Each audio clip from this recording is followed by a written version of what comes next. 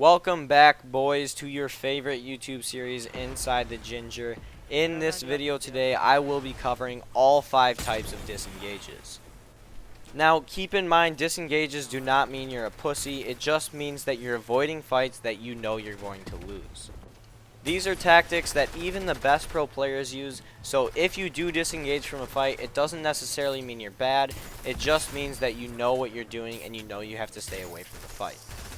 So just because you're disengaging does not mean you're a bad player whatsoever. Now, the first disengage is what is known as the third party disengage, and this is by far your best option at all times for several reasons. There are 2 main ways that a third party disengage starts. The way that you are seeing in the video right now, Marauders pushed a fight between me and another player. You will notice that during the fight, I did everything I could to make sure the Marauders were fighting the other player, and you'll notice that the Marauders never actually fought me. Because of this, I was able to make sure that the other player was occupied by the Marauders the entire fight, giving me a very easy elimination, as you will see in a few seconds. Keep in mind the same concept applies between 3 players. Your job is to make sure that the other 2 players are fighting each other instead of you, and that you usually have a very easy exit. Usually the only time I would recommend actually disengaging from the fight in a third party disengage is when you are low and you absolutely need to leave the fight. Usually though, in a third party situation, you will always have the upper hand if you're able to maintain a distance. Basically, if you're able to keep a distance from the players while still being very occupied in the fight, you will almost always pick up one, if not both, eliminations. The key is distance though, because if you do get too close, the players will then start shotgun fighting you, and it will be very hard to fight both players at the same time. Another way to start a third party disengage is if you are fighting another player and you see another player rotating within 50 meters of you. Now, I don't have a clip of this, but what you can do is start shooting at that player and trying to get them engaged in the fight. Sometimes if you're lucky, that player will start getting engaged in your fight, and you will then be involved in a third party. Then all you have to do is make sure the other 2 players are fighting each other, and you can very easily walk away from the fight unscathed. Now, I am very sorry about this, but usually when I disengage from a fight, it's not usually my first thought to clip it because it's not a very clip-worthy thing, and I wasn't really thinking about clipping disengages for this video, so this is the only one that I have recorded. So for the rest of them, you just get to watch this random 3v3 box fight wager. But the second disengage is what's known as the big dick disengage. This one, as the name implies, involves you big dicking the opponent before they can big dick you. Basically, it becomes your job to become the aggressor in the fight, that way the other opponent does not have the upper hand. Usually, even if you have a little bit less health than your opponent, if you are very aggressive in the fight and you're the one pressuring the opponent, what they will do is think that you're a better player. This way, not only are they a little bit more nervous and they start missing a few more shots, but on top of that, they think you're a better player and they try and stay boxed up as much as possible.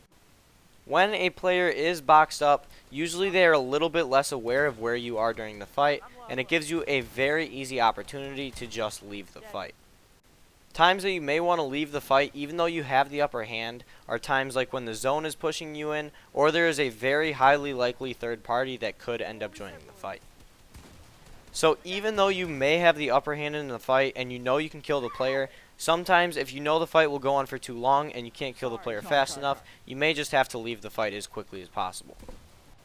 The next disengage happens before you even start fighting the player. This disengage can only really be done when a player is in AR range away from you. If you are shotgun fighting the player, you will not be able to do this disengage. But if you and another player are AR fighting each other, and this player really wants to get in your face and start shotgun fighting, disengaging is actually very simple. The first thing you have to do is ramp towards him and make sure that you're applying lots of pressure as he's trying to push you. All you have to do is apply enough pressure that he can't keep getting closer to you. Sometimes this involves getting a few tags. Once you have done this, usually the player will sit on a ramp and try and AR fight you for a little bit. This will usually give you about a 10 to 15 second head start to just start running away. The most important part of this disengage is that while you're running away, you want to make sure that you keep that ramp that you built up between you and the other player. This way, while you're running away, he doesn't realize that you're running away, and he will probably still think that you're on the ramp waiting to find a shot on him. Eventually, though, you will get far enough away that he will be able to see you past the ramp, and at this point, you should have a far enough head start that he won't catch you anyways. The fourth retake is by far the most effective, but you do have to have the right loot for it. This is a zone retake. A zone retake is when you know you have way more white heals than the other player, and this is actually the reason that I always carry 3 medkits on me no matter what. In order to more effectively do this retake, you're going to want to rotate dead side and edge of zone at all times. This way, if a player ever does start to fight you, all you have to do is dip into zone where he won't want to chase you because he does not have white meds, and then you can very easily get away. Another thing you can do if you can't run away because you don't have enough mats to keep building as he beams you is just to box up in zone, and he won't want to pressure you because you're in zone and he doesn't want to take that damage.